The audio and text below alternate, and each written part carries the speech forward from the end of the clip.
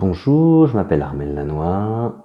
J'accompagne les gens à réguler des difficultés émotionnelles pour qu'ils se sentent mieux et plus libres.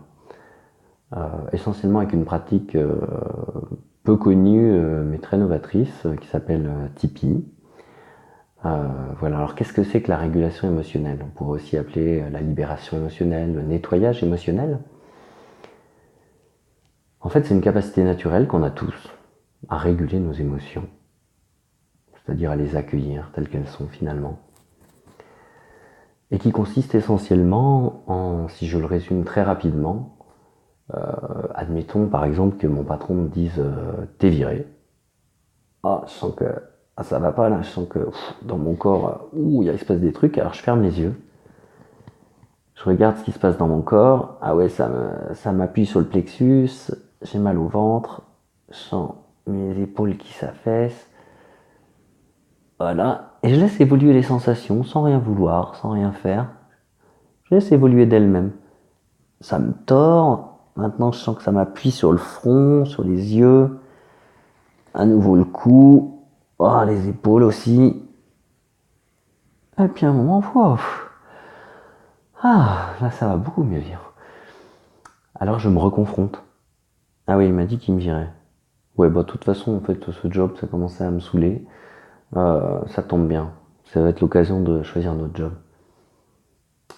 Voilà ce qui se passe, globalement. Qu'on peut voir, c'est que à la fin, quand je me reconfronte à la difficulté, je la prends pas du tout pareil en fait. Je suis plus dans l'émotionnel, je suis plus incapacité par cette émotion. En fait, je suis plus avec tous mes moyens et je peux prendre des choses très différemment. Comme si le point de vue sur l'événement a complètement changé.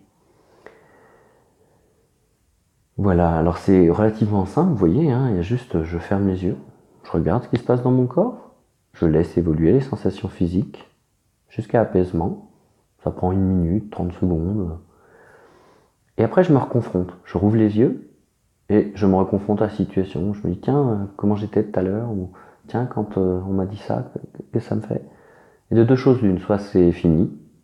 Et alors c'est fini définitivement. Je vais pouvoir vérifier dans ma vie que ce genre de situation ne me dérange plus. Ou alors, à nouveau, ça repart et je recommence. Je referme les yeux et je refais un tour. Bien sûr, si je fais 4 fois ça d'affilée et que ça marche pas, c'est que quelque part je fais quelque chose. Et sûrement que c'est à l'endroit où il y a ne rien faire au fond. Parce que l'idée c'est que mon corps veut me raconter une belle histoire et que je l'écoute pas en fait. Depuis, je sais pas, peut-être 5 ans, 10 ans que j'ai cette situation récurrente qui revient où contrariété, ça me fait quelque chose. Je sens bien dans mon corps et ben j'ai ma petite technique habituelle, je respire, ou je médite, ou je me lance dans l'action, ou je me dis tout va bien, je vais bien. Et en fait, oui, bien sûr que ça me sort de l'émotion, c'est super. Mais par contre, ça remet l'émotion dans la cocotte minute pour la prochaine fois, parce que mon corps, il voulait me raconter une histoire et moi, j'ai pas voulu l'écouter. Donc l'invitation dans la régulation émotionnelle, en fait, c'est de suivre ce chemin, de juste écouter, être l'observateur neutre, sans attente de ce qui se passe dans le corps, en fait. Et je vous invite à vérifier par vous-même en l'essayant que non seulement ça libère quelque chose, mais que cette libération a un côté définitif. Donc le côté sortir de l'émotion, il est juste en regardant ce qui se passe dans le corps. Au moment où je regarde ce qui se passe dans le corps, je deviens présent. Donc je quitte l'émotionnel. Mais par contre, dans l'évolution des sensations, il y a quelque chose qui est absolument génial. C'est le côté définitif de la chose.